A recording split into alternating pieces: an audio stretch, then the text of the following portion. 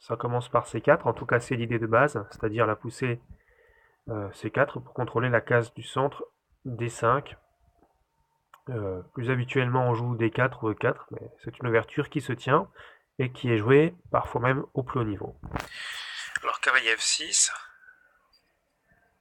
cavalier C3, E6, E4, C5, G3. Alors, bon, je vais pas... je vais juste préciser que voilà, l'idée c'est ça, c'est de contrôler la case D5, hein, comme je vous l'avais dit. Donc tout simplement les blancs vont développer toutes leurs pièces de façon à contrôler cette case. Donc le cavalier C3, le pion E4 et bientôt le fou qui va venir en G2 et qui pourra exercer également une pression sur D5. Hein. C'est pas très compliqué là. Donc les noirs, ben, ils essaient de contester et s'ils ne peuvent pas contester, ben, ils vont essayer de pousser D5 alors directement pour prendre le contrôle de la case. Voilà, et donc d'ailleurs c'est ce qu'ils vont faire le coup d'après, D5 est joué. Voilà, donc on remarque, alors, on va voir qu'il y a 3 pièces qui attaquent ici. Il y en a 3 qui défendent, donc c'est une égalité, donc c'est correct. C'est suffisamment protégé.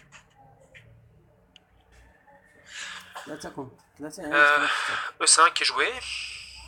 Alors vous allez voir que la position va se compliquer un petit peu. Après E5 qui attaque le cavalier en F6, les noirs vont attaquer à nouveau un cavalier avec le fameux coup D4 qui attaque le cavalier C3. Donc il s'ensuit un échange logique, prise ici. Et dame prend F6, jusque là tout est totalement normal. Hein, on ne va pas se faire des pions doublés, on préfère reprendre avec la dame. D'autant plus qu'on a une diagonale intéressante avec les noirs. Les blancs contre-attaquent immédiatement au centre. Encore une fois, c'est totalement logique. Le respect des règles de base est parfait dans cette partie. C prend, C prend. Fou B4 échec. Et alors là, on va aller sur une petite complication tactique, mais qui peut arriver assez régulièrement quand on joue sur Internet. Donc ici, on va jouer Fou D2. Le problème étant que Fou D2 laisse la possibilité au noir de prendre en D4. Alors pourquoi prendre en D4? Puisqu'effectivement, les noirs donnent le Fou B4 qui n'est plus protégé et qui est attaqué par le Fou blanc. Et bien tout simplement parce que les noirs vont menacer l'échec sur E4 en attaquant simultanément la tour H1 et pensent-ils gagner du matériel, au moins une qualité en tout cas. La qualité c'est la différence entre une pièce mineure, donc un fou ou un cavalier, et une tour. Une tour vaut 5 points alors qu'une pièce mineure vaut 3 points. Donc les blancs tiennent le pari, ils prennent en B4, dame E4 est joué, et alors là vous allez voir qu'il y a une magnifique combinaison. Fou E2. Alors après Fou E2, si les noirs jouent, et c'est le cas dans la partie qu'on va analyser, dame prend H1, ils perdent. Parce qu'il y a dame D6. On voit la menace de mat immédiate sur la case E7, très difficilement parable. En fait, le seul coup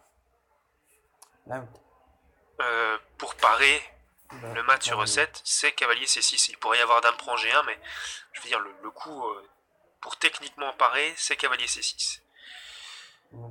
Alors, sur cavalier C6, on va faire une attaque double. C'est-à-dire, on va attaquer ce défenseur, et on va attaquer en même temps la dame, par l'intermédiaire du coup fou F3. Donc là, on voit bien qu'il y a un problème, puisque il y a des menaces. Alors, si dame prend G1, roi E2. Et sur dame prend A1, puisque la dame noire est attaquée, malheureusement ça va pas, à cause de fou prend C6 échec, puis on prend forcé, et dame E7 échec et mat, tout simplement. Voilà pourquoi on ne peut pas jouer de cette manière. Alors on va voir ce qui peut se passer, et comment est-ce que les noirs peuvent finalement essayer de s'en sortir à moindre frais. Eh bien en fait il convient de prendre le cavalier B4, hein, puisque la menace fou prend C6 et mat en E7 est imparable sinon. Donc la prise. Alors les blancs ne vont pas reprendre en B6, en B4 pardon, ils vont pas reprendre en B4, ils vont reprendre en G1. Tour prend G1. Et si on fait le compte, on a une dame pour 2 tours. On a une qualité d'avance puisqu'on a donc un fou pour un fou, mais on a une tour pour un cavalier. Cela dit, on a un pion de moins avec les blancs, mais des pièces très très actives. Et c'est surtout ça qui va faire la différence ici. Vous allez le voir tout de suite. Donc le cavalier noir est attaqué. Les noirs doivent éviter de le perdre. Alors, cavalier C6 ne va pas du tout à cause de fou prend. Pion prend, le roi part ici et la dame est perdue. Et la tour est perdue, pardon. La dame prend la tour. Ça ne va pas. Alors, cavalier prend A2, ça a l'air d'être un coup qui est intéressant dans l'objectif de ne pas perdre la pièce tout de suite, bien que, de toute façon, après dame A3, je vous le concède, le cavalier n'a plus de cases, tout simplement. Cela dit, il y a encore plus fort. Donc, cavalier prend A2. Il y a par exemple fou C6, très intéressant ce coup. Sur pion prend, dame prend, roi E7 probablement, et dame prend A8. Alors on va voir une variante possible. On voit de toute façon que la position noire est un vrai gruyère, hein, et que la dame va pouvoir venir récupérer. Si on fait le compte matériel, on se rend compte qu'on a une dame et une tour, donc la tour va annuler l'autre tour, donc on se rend compte qu'on a 2 pièces mineures du côté des noirs, pour une dame du côté des blancs, avec toujours un pion de plus pour les noirs quand même. Mais bon, 2 pièces mineures, ça fait que 6 points. Éventuellement, le pion, ça fait 7 points. Il manque l'équivalent d'une pièce aux noirs, surtout que leurs pièces ne sont pas coordonnées, ce cavalier-là va probablement tomber, etc. Admettons cavalier B4, qu'est-ce qui pourrait se passer? Dame prend A7, roi F6, dame D4, et là on a un problème. Soit on joue roi G6 et on s'expose à des menaces de mat après G4, soit on joue directement E5, mais dans ce cas-là on perd le cavalier tout de suite avec dame D6, suivi de la prise du cavalier en B4. Ça ne va pas. Que se passerait-il par exemple sur roi G6 après G4? C'est ça la question vraiment intéressante. G4. Alors on a ici H6. A noter quand même que dans cette position cavalier C6 ou cavalier C2 serait insuffisant à cause de l'échec. Et on voit que on peut récupérer la pièce, hein, ça serait la même chose si le cavalier était venu en C6 à la place de C2. Voilà. Donc c'est insuffisant. D'où H6 pour laisser une case de sortie au roi noir pour qu'il puisse retrouver une sérénité.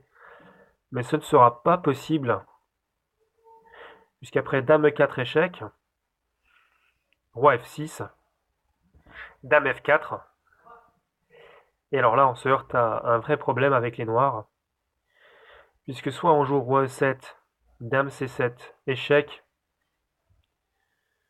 et là peut-être roi F6 à nouveau, mais dame C5, et le cap. Ça va même être mat carrément. Alors G5, échec, roi G6, prise, échec. Et alors là, quel que soit le coup, ça va rien changer. Parce que même si roi H7, il y a tour prend, roi prend peut-être, et dame mat. Donc, on peut pas y échapper avec les noirs. Hein. Vraiment, quel que soit le coup, si on prend tout de suite, c'est aussi simple. Hein. Dame échec, roi H7, et dame G7, échec et mat. Voilà, il n'y a vraiment pas possibilité d'y échapper. Je rappelle que la prise donne échec sur la découverte. Hein. Voilà, donc le roi est obligé de se déplacer. Et si le roi vient en F6, évidemment, c'est le mat. bien connu sur G5. Voilà, donc on se rend compte que simplement il n'y a plus de possibilité déjà de sauver le cavalier, mais en plus d'empêcher un mat dans cette position qui est devenue bien trop inférieure. Et donc l'erreur, je vais la remontrer, l'erreur initiale des noirs était de venir dans cette position, au lieu de faire fou prend D2, de faire dame prend D4, puisque ça ne tient pas. Cette combinaison est certes jolie à voir, mais n'offre rien de bon pour les noirs. En revanche, après fou prend D2 par exemple, dame prend D2, petit roc ou cavalier C6, et les noirs ont une position qui tient relativement bien. Voilà pour cette vidéo sur une ouverture anglaise. C'est rare que j'en parle, donc c'est toujours agréable.